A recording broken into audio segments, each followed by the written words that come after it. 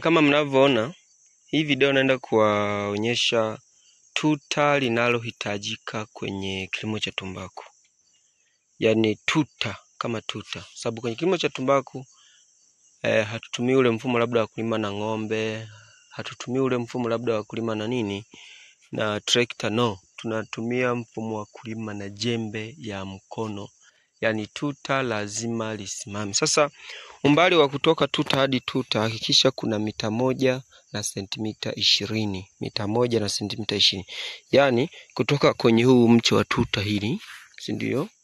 Na kuja kwenye huu mche wa tuta hili. Yaani hizi ni tuta mbili ambazo zinaonyeshwa hapa. Hizi ni tuta mbili kama mnavyoona. Sasa kutoka kwenye tuta A hili hapa na kwenda kwenye tuta B hili hapa, hakikisha kuna sentimita 120 ambayo ni sawa na mita 1 na sentimita 20. Yaani mita 1.2. Hiyo ndo kiwango ambacho kinahitajika ili kwamba wakati wa kutifulia inakuwa rahisi. Umeona? Wakati wa kutifulia huu upande sawa, huu upande na huu upande, na wakati wa kutifulia inakuwa sahihi. Unaweza kuangalia labda matuta haya hapa. Haya ni matuta ambayo yako kwenye kiwango hicho cha sentimita 120 ambayo sawa na mita 1 na sentimita 20.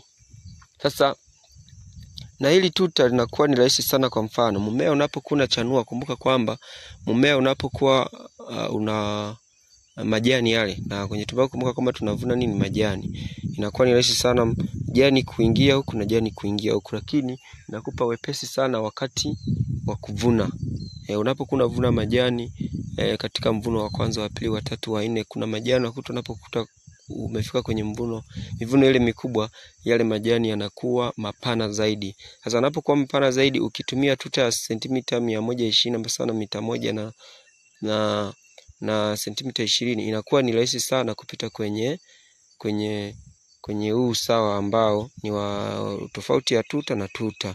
Yaani huu sawa ambao unaona napita huu inakuwa ni rahisi sana. Lakini kama umebananisha matuta utavunja miche.